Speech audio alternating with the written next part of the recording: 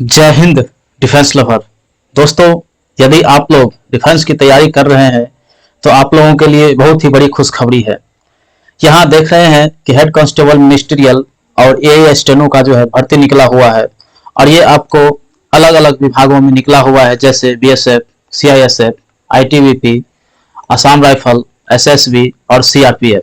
दोस्तों, पहले क्या होता था कि जितना भी डिपार्टमेंट है सब अपना अपना अलग अलग वैकेंसी निकालता था, लेकिन इस बार क्या किया है, ये टेंडर जो है बीएसएफ को दे दिया है और इस बार जो है सारा का वैकेंसी जो है एक ही बार मर्ज करके निकाला गया है और ये बहुत ही खुशखबरी का बात है। तो चलिए दोस्तों, शुरुआत करते हैं। और चैनल पर नए हैं तो जरूर सब्सक्राइब कर दीजिएगा, दोस्तों के साथ शेयर कर दीजिए और ए टू जेड इंफॉर्मेशन हम आपको देंगे इसमें, और वीडियो को स्किप बिल्कुल भी नहीं कीजिएगा। तो चलिए सबसे पहले हम नोटिफिकेशन देख लेते हैं कि कहां पर क्या नोटिफिकेशन में दिया गया है। ओके, तो यहाँ देख लीजिए, जो निकाला गया नोटिफिकेशन बीएसएफ के थ्रू निकाला गया है। पोस्ट है एएसआई स्टेनो, उसके बाद जो है हेड कांस्टेबल मिनिस्ट्रियल 2024। इसमें हम लोग देखेंगे सबसे पहले जो है एएसआई के बारे में देखेंगे कि कौन कौन सा विभाग में कहां कहां कितना पोस्ट है। तो सर सबसे पहले देख लीजिए सीआरपीएफ है। सीआरपीएफ में टोटल आपको देखने को मिलेगा 21। आप देख लीजिएगा male female UR SC ST कितना है, आप लोग जो है कर देख लीजिएगा। ठीक है, हम यहाँ सीधा बता देते हैं। उसके बाद आपका हो गया बीएसएफ। बीएसएफ में हो गया आपका 17 सीट है। आईटीबीपी में हो गया आपका जो है 56 सीट। उसके बाद सीआईएसएफ में हो गया आपका 146। उसके बाद एसएसबी में हो गया आपका जो है 3 सीट हो गया। तो ये आपका जो है जो पोस्ट है आपका एएसआई स्टेनो के लिए है।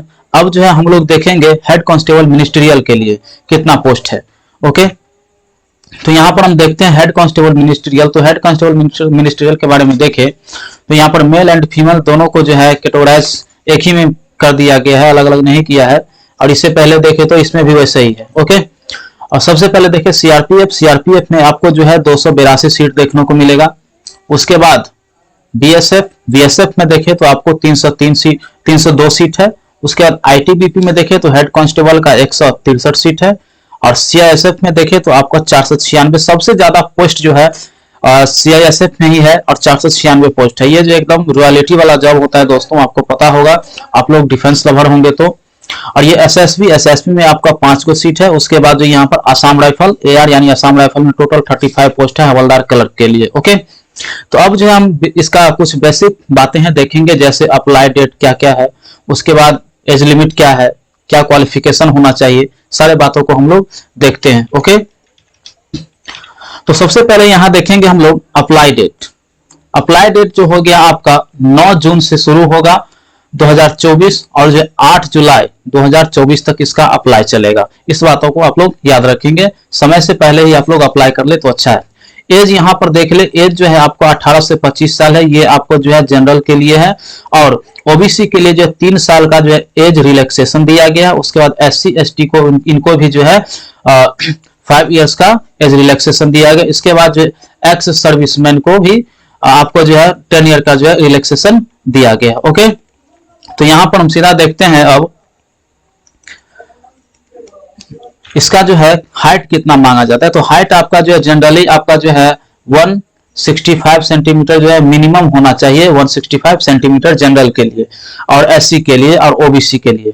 यहाँ पर हाइट हो गया जनरल, एससी, ओबीसी, ये तीनों के लिए हाइट जो है आपका 165 सेंटीमीटर होना चाहिए। और यहाँ पर एसटी और जो हिली रीजन से संबंधित है, जैसे गोरखा हो गया, गढ़वाली हो गया, इन सबों को जो है 162.5 सेंटीमीटर हाइट की आवश्यकता है। उसके बाद फीमेल की बात करें तो फीमेल का जो 157 सेंटीमीटर हाइट लगती है। ओके, अब चलिए दोस्त इसका जो है सिलेक्शन प्रोसेस वगैरह सब देख लेते हैं। तो सबसे पहले हम लोग जानेंगे सिलेक्शन प्रोसेस में कि सिलेक्शन प्रोसेस सबसे पहले क्या होगा, तो रिटन एग्जाम होगा। रिटन एग्जाम के बाद आपका जो पीएसटी होगा। पीएसटी में आपको दोस्तों होगा हाइट होगा, वेट होगा, इसके बाद चेस्ट होगा, यानी इसमें दौड़ नहीं होगा। ठीक है, पहले अलग अलग होता था, तो जैसे आईटीबीपी में दौड़ लेता था, एसएसबी में दौड़ लेता था, तो लेकिन इस बार क्या किया गया, सबों को जो है मतलब केवल हाइट होगा, वेस्ट होगा और चेस्ट होगा। उसके बाद स्किल टेस्ट यानी कंप्यूटर पर होगा। जो स्टेनो होगा वो स्टेनो का टेस्ट देंगे, जो टाइपिंग वाले होंगे हेड कांस्टेबल मिनिस्ट्रियल वाले वो जो है टाइपिंग का टेस्ट देंगे। उसके बाद आपका जो है मेडिकल एग्जामिनेशन होगा। अगर मेडिकल में कहीं पर फॉल्ट निकल जाता है तो आपको जो फिर से जो है आरएमई यानी री मेडिकल एग्जामिनेशन के लिए जो है कंसीडर किया जाएगा। ओके, अब देखते हैं दोस्तों इसका जो एलिजिबिलिटी क्या होना चाहिए। तो एलिजिबिलिटी यानी +2 यानी इंटरमीडिएट पास होना चाहिए आपको। तो ये है आपका एलिजिबिलिटी, और आप जो बिल्कुल ही फॉर्म भर सकते हैं। और अगर 18 से 25 साल है आपका एज तो जनरल में आते हैं। सारा चीज हमने बता दिया है। इसके बाद इसके सिलेबस की हम कुछ बात कर ले तो सिलेबस में आपको जनरली देखें तो आपका जो एसएससी जीडी का सिलेबस है उसी का वही सिलेबस है, अगर बीएसएफ अपना हिसाब से लिया तो। और नहीं तो उसमें एक चीज और बढ़ जाएगा, वो है कंप्यूटर बढ़ जाएगा। ओके, तो आपको हो गया मैथ हो गया, रीजनिंग हो गया, इसके साथ साथ जीके जीएस हो गया, उसके बाद करंट अफेयर सब इसी में आ जाएगा। और कुछ कंप्यूटर एक अलग से बेसिक पूछा जा सकता है। फिलहाल अभी ये शॉर्ट नोटिफिकेशन है, फुल नोटिफिकेशन नहीं दिया है। तो फुल नोटिफिकेशन देगा तो हम आपको जो है निश्चित रूप से आपको बताएंगे। तो कैसा लगा दोस्तों ये वीडियो, जो है जरूर हमको कमेंट करके बताइएगा। ज्यादा से ज्यादा कमेंट कीजिए, शेयर कीजिएगा दोस्तों के साथ। और सच में आप डिफेंस के प्रति लगाव रखते हैं तो निश्चित रूप से इस फॉर्म को भरिए। जो भी रिक्रूटमेंट है इसको निश्चित रूप से इस बार जो है कंप्लीट करने की कोशिश कीजिए।